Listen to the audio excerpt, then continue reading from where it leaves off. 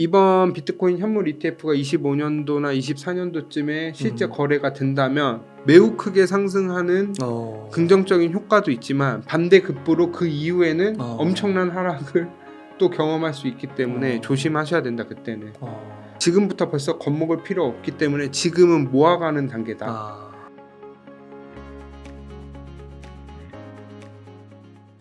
지금까지 내용을 한번 다시 정리해보면 SEC 규제가 거래소랑 CEO, 일부 사람 개인 CEO에 대한 기소지 암호화폐 금지가 아니다. 일부 알트코인들만 규제하는 거고 비트코인은 규제하지 않았다라는 게 중요한 거고, 그거 따라서 지금 미국부터 시작해서 세계의 전통 금융기관들이 본격적으로 유입이 되기 시작을 했다. 그렇기 때문에 지금 당장은 안 좋고 단기적으로 반등을 할 수도 있지만 향후 한 2025년 다음 상승장으로 생각되는 사이클에 더 큰 상승을 기대가 된다라고 정리를 해볼 수 있어요. 그렇군요. 그러니까 여기 보여주신 요거 네. 이미지 보니까 지금 저희가 여기 있는 거잖아요. 네. 근데 앞으로 금융 리스크나 경기 침체, 아까 뭐 중국 이슈일 수도 있고, 그렇죠. 미국 내 뭐 부동산 리스크일 수도 있고 여러 가지 이유가 있겠죠. 요새 살짝 눌릴 수 있지만 네. 이제 궁극적으로는 이렇게 기관 자금이 들어오는 것 때문에 올라갈 그 것이다. 한 번에 하락 때 사놓으면은 저는 그 다음 상승장까지 팔 생각이 없어요. 그때는 그냥 현금 비중, 지금은 비중 조절하는데 그때는 거의 현금이 극도로 낮고 그냥 홀딩하는 전략으로 갈 것 같아요. 네, 좋습니다. 그러면 네. 최근에 그 SEC 규제 다음에 네. 또 한 5% 10% 이렇게 올랐잖아요. 네. 그리고 지금도 3만 불에서 되게 탄탄하게 버티더라고요. 그래서 그게 이제 블랙록에 아까 말씀해주신 그 비트코인 현물 ETF 신청, 네. 그리고 그 이후에 막 피델리티나 뭐 독일도 네. 그렇고 막 전 세계적으로 막 신청을 하더라고요. 맞아요. 그런 게 주로 작용했다고 생각하시는 건가요? 일단 그게 일단은 큰 영향을 줬죠. 왜냐하면 바이낸스 규제하는 바람에 모든 사람들이 심리가 위축돼 있는데 블랙록 ETF가 나오면서 기관들이 계속 유입이 되니까 심리가 이제 살아나는 거죠. 그렇기 때문에 그게 엄청난 큰 상승을 준 거는 사실인데, 더 중요한 거는 현재 미국도 그렇고 우리나라 그렇고 주식시장이랑 금융시장이 나쁘지가 않는 흐름이기 때문에 더 크게 올랐던 것 같아요. 단기적으로.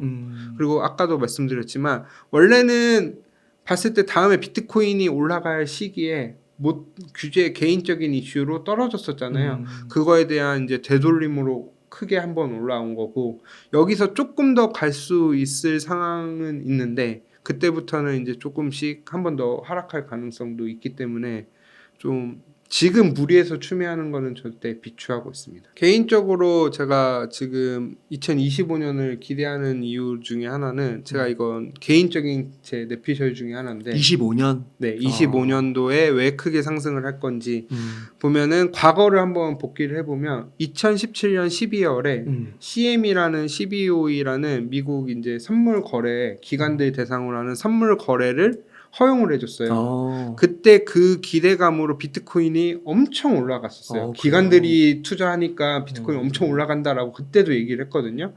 물론 그거 들어오기 전에 엄청 2만 달러까지 찍고 조금 더 이제 왔다 갔다 하면서 올라가고 있었지만 결국에 하락은 했고요. 그 다음에 2021년에는 비트코인 선물 ETF가 나왔어요. 선물 ETF가 나오면서 드디어 비트코인 이제 ETF가 승인이 되기 시작하는구나 라는 기대감으로 비트코인이 또 한 번 올라갔어요. 크게. 마지막 불꽃을 태웠는데 결국에는 하락을 했거든요.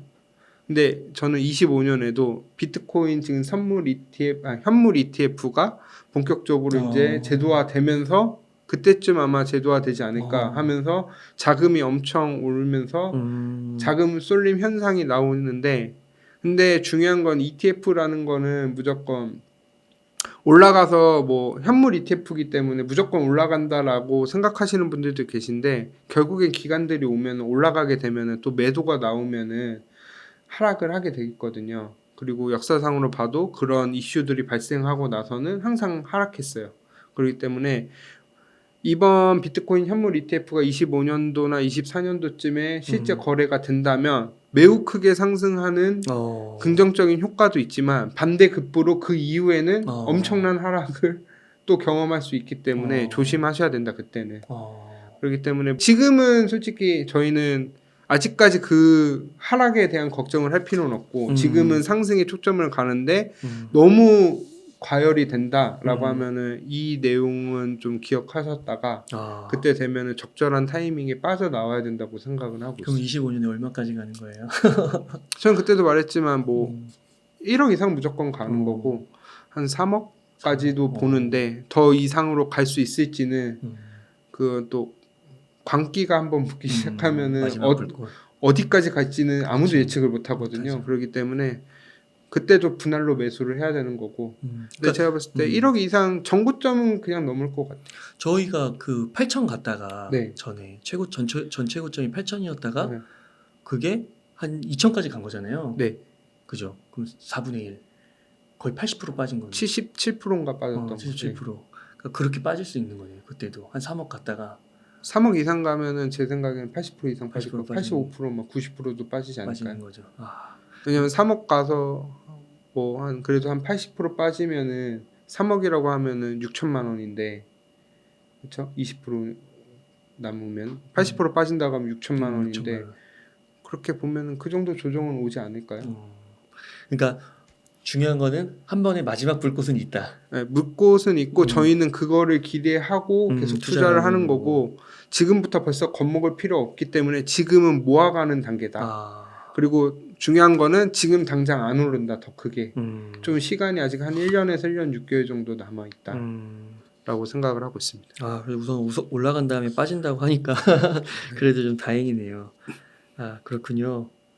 그래서 이제 보셨을 때 2017년도에 CME, CBOE 선물 투자가 있었고 2021년에 비트코인 선물 ETF가 있었고 네. 이때도 올라갔다 빠지고 네. 올랐다 빠지고 그러니까 이게 역사의 반복적인 패턴으로 해석을 했을 때 네. 이렇게 근데 딱 주기를 보시면 4년 주기예요. 그러네요. 4년 주기네. 또 그런 거 보면 신기하죠. 네.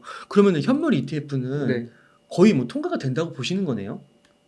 통과 안 되는 게 힘들 것 같은데. 그래요? 그러니까 이번에 안 되더라도 뭐 연장을 하고 계속해서 낼 거예요. 제가 봤을 때는. 그 지금 막 줄 서 있더라고요. 뭐 엄청 기관들이. 일단은 블랙록 ETF가 되면은 웬만한 그 기관들에서 해준 거는 다 해줄 건데 블랙록이 지금 ETF 신청하고 거절된 게 딱 한 번 있었대요.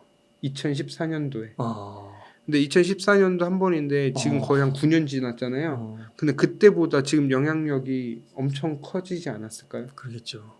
시장이 그리고 세계 1위 자산 운용사인데 그럼 안 되면 왜 안 되는지에 대한 명백한 이유가 있어야 되는데 그 이유를 밝혀내기가 힘들고 지금은 그거예요. 너네 믿을 수가 없다라는 게 가장 큰 이유였는데 나는 그런 리스크를 블랙록이 다 알고 신청을 했기 때문에 그걸 모르지 않았을 거 아니에요. 그렇기 때문에 무조건 될 확률이 높은데 언제 될지는 좀 근데 딱딱 맞는 게 그 석호님이 앞에서 얘기해 주신 게 SEC 이번 규제는 전 규제들과 구분해서 봐야 된다. 네, 맞아요. 지금 이거는 이제 암호화폐 전체를 그렇게 규제하려고 하는 게 아니라 넌 하지 마 이게 아니라 몇몇 거래소들 그리고 그 안에서 이제 어떻게 보면 비트코인하고 이더리움하고 뭐 라이트코인인가요? 뭐 비트코인 캐시인가 뭐 그거는 또 막 이렇게 하게 하더라고요 거래를. 네, 그 이번에 그 비증권. 비증권 이슈가 증권 이슈가 있었는데 일단 그거는 저희가 지금 초점을 물론 알트코인 투자하시는 분들 입장에서 굉장히 중요한데 그 지금 기존에 있는 알트코인들은 증권 비증권을 떠나서 거의 이제 상승하기가 크게 힘들 거예요. 몇 개 빼고는 진짜 살아남는 것들 빼고는 그렇기 때문에 지금 그래서 계속 비트코인만 투자하라고 강조를 했고 이더리움은 아마 자유로울 것 같은데 이더리움도 그 이슈가 있었어요. POS로 전환하면서 너네 스테이킹하면서 그거 증권성 있다라는 논란도 있었거든요. 지금 물론 잠잠하고 그 이슈가 없는 걸 보니까 그냥 별일 아닌 것처럼 넘어갈 수도 있는데 이더리움도 언젠가 또 다시 안 나오리란 보장이 없거든요. 그렇기 때문에 예전에는 그냥 알트코인들 버티면은 그냥 조금 그래도 상승할 거라는 희망이 있었는데 지금은 약간 거의 정리하려고 하는 분위기. 그러니까 그렇다고 해서 그걸 그냥 없애버려 이렇게 하는 게 아니라 그냥 시장에서 상승 못하도록 관심이 없게 그냥 자연스럽게 아마 죽이려고 할 거고 그렇기 때문에 물론 살아남는 일부 코인들이 있어요. 그런 코인들은 엄청나게 크게 상승을 할 거고 일부 종목들은 그런 기대감 때문에 올라가는 것도 있는데 그게 꼭 무조건 된다는 보장이 없기 때문에 저는 그래도 제일 중요한 비트코인만 투자를 해야 되고 제가 누누이 강조하지만 알트코인은 이제 계속 새로운 게 또 나올 거거든요. 대기업에서. 네. 그럼 그런 것들 투자하면은 더 좋지 않을까. 아, 구글 코인, 뭐 구글 월드 코인 뭐 이런 거 나오던데. 아마 근데 구글 코인 그런 데서 이제 직접적으로 발행할지는 이제 지켜봐야 되는 건데 예, 아니면 제2의 구글, 제2의 아마존, 뭐 제2의 테슬라 이런 거를 이제 찾아야 될 시기가 이제 다음에 오지 않을까라고 생각을 하고 있어요. 야, 그렇구나. 그 소코님이 그때 얘기하실 때는 네. 그냥 아 그런가 보다 하고 넘어갔는데 네. 이게 현실에서 딱 왜 비트코인만 사라고 했는지 그게 확 와닿네요. 그렇죠. 현실에서 이번에 벌어지니까. 경험을 해봤으니까 이제 좀 더 피부로 와닿는데 저는 그러니까 이게 저는 경험을 2018년도에 큰 하락을 하고 ICO들에서 너무 많이 크게 다쳐봤기 때문에 알트코인들의 신뢰가 없고 투자를 하더라도 이게 기술적으로 뭔가 될 거기 때문에 투자하는 게 아니라 상승할 요인이 있기 때문에 제가 투자를 한 거지 아직까지 제가 기술력 믿고 투자하는 거는 없어요. 그리고 그러니까 막 에이다나 카르다노 이런 거 좀 들어봤는데 네. 다 상패더라고요. 근데 이제 상패하겠다라고 하는 데도 있고 하는데 된 것도 솔직히 좀 충격이었던 게 이번에 왜 SEC가 기존 알트코인 투자하신 분들한테 충격이었냐면은 이 솔라나 그 다음에 뭐 폴카다, 매틱, 뭐 폴리곤 같은 것들 펀더멘트 되게 좋다라고 했던 코인들이 다 증권성으로 규제가 되니까 사람들은 충격을 받은 거야. 예를 들어 저희가 뭐 예를 들어 SK 하이닉스 뭐 이런 데들 좀 우리나라의 우량 기업들이라고 생각했던 데들을 다 규제한대요. 그러니까 삼성전자만 빼고 다 규제한대요. 예를 들면 지금 약간 그런 느낌이거든요. 그러니까 패닉이 온 건데 물론 기존 코인들이 지금 아직 보여준 게 제대로 없다고 저는 생각을 해요. 물론 일부 기술들을 가지고 뭐 여러 가지 뭐 NFT도 발행하고 이런 것도 있긴 하지만 아직 저는 진짜 그렇게 실생활에 활용되기까지는 아직 좀 뭔가 이렇게 좀 더 제도화가 되고 비트코인이 어느 정도 자리 잡고 난 다음에 나온다고 항상 생각을 하고 닷컴 버블도 한번 생각해 보시면 닷컴 버블 때 엄청난 붐이 일어났다가 터지고 나서 제대로 된 이제 기업들이 탄생하고 했잖아요. 아 이번에도 비슷한 거군요. 다 똑같은 것 같아요. 역사는 코인도 반복되는 것처럼. 똑같은 거구나. 네. 근데 그렇게 그런 상황 속에서 어떻게 보면 이제 비트코인은 네. 어떻게 보면은 진짜 말씀하신 대로 이제 너는 살려줄게 뭐 이런 거 같은데 너는 해봐. 그러니까 그거죠. 그러니까 다른 건 모르겠고 그리고 중요한 거는 비트코인 ETF예요. 그러니까요. 알트코인 ETF가 아니에요. 그러면은 진짜 다른 건 하나도 안 들어가나요? 네, 비트코인만. 아 그래요? 네, 그러니까 중요한 거예요, 그게. 섞이는 게 아니에요, 네. 비율로? 네. 야. 비트코인만. 그걸 이제 파생 상품으로 나중에 그러니까 순서가 있어요. 그 현물 ETF가 나오고 ETF가 확산되면서 이제 은행이나 여러 기관들에서 쓰고 그렇구나. 이제 충분히 확보가 되면은 거기서 비트코인 몇 프로, 그렇죠, 이제 이더리움 그렇죠. 몇 프로 넣으면서 파생 상품을 이제 그렇죠, 만들면서 그렇죠. 새로운 상품을 개발하면서 그게 나중에 되는 건데 지금은 비트코인 ETF예요. 비트코인만 인정해 준 거예요. 그렇구나. 야. 그러면은 거기 넣으면 진짜 비트코인으로만 다 들어가는 거네요. 그렇죠. 야, 그렇구나. 그래서 제가 비트코인만 이제 몰리는 건 흡성대법이라고 하는데 그걸 이제 비트코인 도미넌스라는 개념이 있어요. 비트코인은. 도미넌스. 그래서 제가 오늘 지배력 뭐 이런 건가요? 좀 비트코인 도미넌스 차트를 하나 준비해 왔거든요. 네. 그게 아마 이번 SEC 규제랑 향후 시장에서도 좀 유의미하게 봐야 될 것 같아서 제가 도미넌스 차트를 한번 준비했습니다. 네. 비트코인 도미넌스는 쉽게 생각하면은 전체 암호화폐 시총에서 비트코인이 얼마큼 차지하는지 시총을. 비율을 예를 들면은 달러 인덱스 같은 경우도 여러 가지 보면은 그렇죠. 전체 비중 중에서 유로화가 몇 프로 차지하고 엔화가 몇 프로 차지하고 이런 거 있잖아요. 맞아요. 그런 것처럼 요 비트코인 대 알트코인, 그러니까 비트코인이 얼마나 시총에 차지하고 있는지에 대해서 나오는 건데 처음 보시는 분들도 있기 때문에 제가 2017년 이전에는 알트코인들이 거의 없었어요. 왜냐면 제가 2017년 처음 투자했을 때 빗썸에 알트코인들이 한 6, 7개, 8개 이 정도밖에 없었어요. 그다 기하급수적으로 늘어난 건데 그때 뭐 이름이 뭐였어요? 생각나시는 거 혹시 있으세요? 퀀텀, 아, 비트코인 캐시, 리플 뭐 이 정도? 아, 에이다도 없었어요 그때는. 에이다는 이제 2017년도에 이제 생긴 거고. 비트코인 도미넌스 차트에 대해서 설명드리면 일단 100%는 넘을 수가 없겠죠. 그렇기 때문에 여기 보시면 2017년 3월인데 여기 처음 이더리움 가격 상승 및 ICO인데 저희가 아까 제가 달러 인덱스를 말하면서 무슨 비중이 높냐라고 되게 강조를 했잖아요. 암호화폐에서 시총 2위가 이더리움이에요. 그러니까 이더리움의 가격이 급등하면은 도미넌스 가격이 줄겠네요. 내겠죠.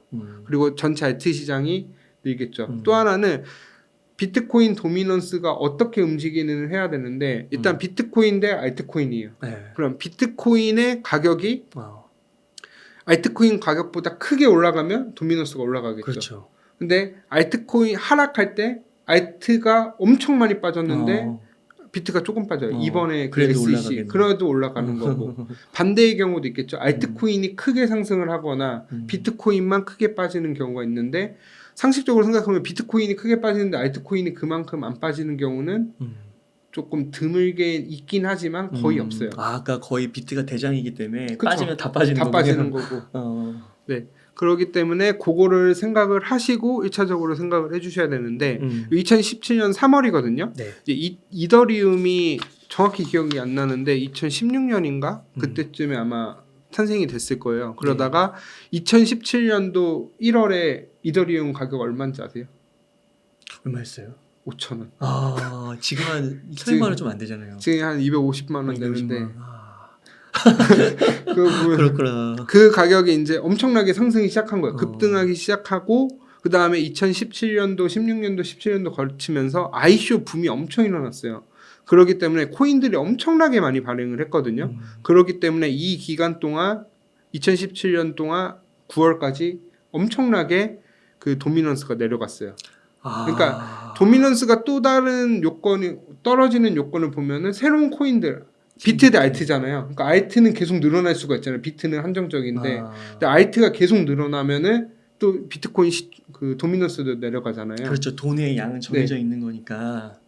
그래서 땅 따먹기라고 생각을 하시면 되죠. 그렇기 때문에 요만큼 내려간 게 ICO 때문이라고 생각을 해요. 저는 이더리움 가격도 엄청 많이 올라갔어요. 올랐고. 그때 한 40만 제가 처음 봤을 때가 20만 원 막 40만 원까지 올라갔었고 했기 때문에 5천 원짜리가 그래서 떨어졌고 이때 2017년 9월이거든요. 여기 비트코인 전고점 돌파 기간인데 여기가 언제냐면 2017년 9월에 무슨 일이 있었냐면 중국이 또 규제를 했어요. 비트코인을.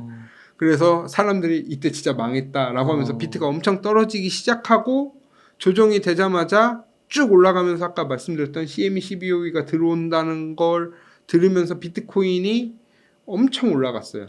그때 2,800만 원까지 찍었거든요. 그렇게 찍고 비트코인이 2,000만 원 넘고 난 다음부터 이제 비트코인이 더 이상 못 올라갈 거니까 사람들이 알트코인을 엄청 사요. 아, 그렇구나. 그래 이때 제가 항상 지금 계속 얘기했던 게 비트코인을 사고 알트코인을 나중에 사는 이유가 이런 비트코인의 도미넌스를 회복하고 이게 빠지면서 올라가는 거예요. 예를 들어 저희도 삼성전자가 올라가고 난 다음에 나머지 주식들이 올라가잖아요. 대세 상승장일 때. 코인도 똑같아요. 비트코인이 먼저 요 도미넌스 회복하는 기간 동안 올라가고 비트코인이 충분히 올라가니까 그 자금들이 비트코인은 조금씩 빠지면서 근데 알트코인들이 너무 올라가기 때문에 사람들은 알트가 올라가니까 하락장이라는 걸 못 느끼고 있는 거죠. 그래서 이렇게 쭉 빠지다가 이제 알트가 엄청 올라가다가 어느 순간 올라가면서 폭락이 시작이 돼요. 그렇게 비트코인이랑 같이 폭락이 시작되고 하락장이 시작되면서 도미넌스가 다시 회복을 해요. 이렇게 약간 올라갔다 내려갔다 하다가 비트코인 이제 하락장 기간을 거쳐서 올라가요. 그리고 여기 위에 꼭지에서는 제가 그러니까 사람들이 하락장에서는 비트코인을 모으는군요. 당연히 대장주를 먼저 모아야 되겠죠. 그러니까 그렇기 올라가는구나. 그러니까 그리고 하락장 때 왜 비트코인만 사는지는 아세요? 하락장 때? 그냥 생각을 해보시면 그거 제일 안전하니까. 그러니까 개인이 못 사요.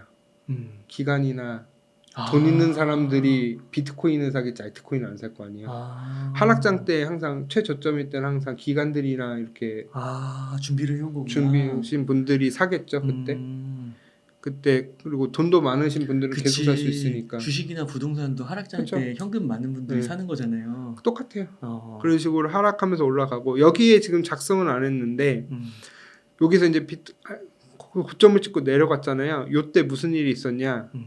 이때는 이제 여기 위에 순간적으로 고점에 갔을 때 그때 솔라나랑 뭐 이제 폴카다 아까 그 말씀드렸던 유명하다고 했던 알트들이 대량으로 나오면서 이제 비트코인 점유율이 다시 하락했다가 이때가 2020년 9월인가 그때쯤이었을 거예요. 그때부터 이제 다시 비트코인 그 8천만 원 갈 때 가고 8천만 원쯤 올라간 다음에 다시 똑같이 반복적으로 알트코인 엄청 상승하면서 쭉 내려왔다가 이 하락장이 시작이 되면서 비트코인 다시 올라가고 작년에 비트코인 2.0 이슈가 있었거든요. 이더리움 2.0 이슈가 있으면서 이더리움은 상대적으로 강세를 보였어요. 그렇기 때문에 도미넌스가 상대적으로 하락을 했고 지금 최근에 비트코인이 엄청 급등을 했잖아요. 그렇구나. 그러면서 도미넌스가 갔기 때문에 이런 식으로 큰 흐름이 되고 이 도미넌스가 어느 정도 회복이 된 다음에 다시 알트코인 장세가 오기 때문에 이게 충분히 회복이 돼야 된다라고 생각을 하고 있어요. 한 56, 60 가면은 지금이 50%를 돌파했거든요. 51% 좀 넘었는데 최소 60%까지는 가야 된다고 보는데 또 하나 보셔야 되는 게 옛날에는 여기 보면 1차적으로 이제 내려갔잖아요. 고점이 내려간 이유는 알트들이 많아진 것도 있고 그 다음에 스테이블 코인 시총이 너무 높아지기 때문에 비트의 최종 도미넌스는 옛날처럼 뭐 7, 80%까지 가기는 힘들 건데 그래도 어느 정도 조금 더 올라가기 때문에 비트코인이 좀 더 상대적으로 강세나 아니면 덜 빠지던지 그렇게 하면서 도미넌스를 어느 정도 회복을 해야 된다. 그래서 저는 그래도 한 60까지 갈지 안 갈지는 모르겠는데 그러고 난 다음에 요것만 보더라도 비트를 왜 먼저 투자를 해야 되는지를 명확하게 알 수가 있어요. 그렇기 때문에 비트를 모아갔다가 여기 알트가 항상 폭등하면서 도미넌스가 내려가거든요. 그러니까 지금은 또 알트를 규제하고 있으니까 그렇죠. 비트는 도미넌스가 더 올라가야 되고 실제로 보시면 여기 지금 봉이 쭉 올라갔잖아요. 네. 이번에 SEC 규제하면서 비트코인 아까 2% 빠질 때 알트도 20% 빠졌다고 했잖아요. 그러니까 당연히 도미넌스가 올라갈 수도 있고 여기 보면 어떻게 보면 차트적으로 보면 저항선을 그냥 뚫었다고 보거든요. 네. 그런 식으로 보면은 오히려 또 올라갈 가능성이 더 높고 그리고 상대적으로 심리가 비트코인에만 쏠리게 되면은 비트코인만 올라가요. 그걸 이제 비트코인 흡성대법이라고 얘기를 하거든요. 그런 식으로 하기 때문에 도미넌스가 좀 한 60에서 60까지는 못 갈 수도 있는데 60 정도까지는 가야 되지 않을까. 만약 그게 60이라고 하면 60대까지는 비트코인을 모으다가 그때 이제 살아남은 알트로 딱 갈아타서 알트에서 한 번 더 그렇죠. 수익을 거두고 이때 떨어졌을 때 조금 뒤늦게 타더라도 순환매로 가거든요. 그러면은 농담으로 알트코인 중에 순환매. 네. 그러니까 농담으로 뭐라고 얘기를 하냐면 알트 상승장 가면은 이걸 왜 샀냐 이유가 어제 안 올랐어. 진짜로 실제로 그런 경우도 많아요. 그럼 다음날 올라요? 네. 왜냐면 주식도 보시면은 전체 시장에 어디 하나가 올라가고 나면은 돈이 많으니까 여기 이제 팔고 다른 데 섹터로 옮겨가잖아요. 대세 상승일 때. 그러기 때문에 항상 알트는 나중에 사도 기회는 얼마든지 있다. 그리고 알트코인 종류도 엄청 많기 때문에 그렇죠. 그리고 지금은 더 중요한 거는 뭐가 살아남을지 모르기 때문에 맞아요. 그리고 아마 내년에 또 새로운 코인들 나올 수도 있고 진짜 불장 한번 오시면 그때 알트도 한번 얘기 좀 해주세요. 살아남은 근데 알트 중에 맨날 비트코인 얘기만 하셔가지고 근데 알트는 좀 조심스러운 게 종목 추천처럼 될 수도 있어갖고 일단은 그러니까 나중에 불장 끝날 때 불장 끝날 때가 아니라 비트 많이 올랐을 때 그 얘기는 해드릴 수 있을 것 같아요. 이제 알트를 슬슬 투자해도 괜찮을 것 같은 시기가 되면은 그거는 말씀드릴 수 있고 지금은 제가 도미넌스 차트를 갖고 온 이유는 도미넌스가 앞으로 조금 더 올라가야 된다고 생각을 하고 있고 그렇기 때문에 상승 하락을 떠나서 비트코인 도미넌스로 올라가야 되기 때문에 비트코인만 매집을 해야 되는 거고, 제가 왜 알트코인을 나중에 사야 되는지에 대해서 도미넌스 차트가 가장 잘 보여준다고 생각을 해서 요걸 한번 준비해 봤습니다. 네. 좋습니다.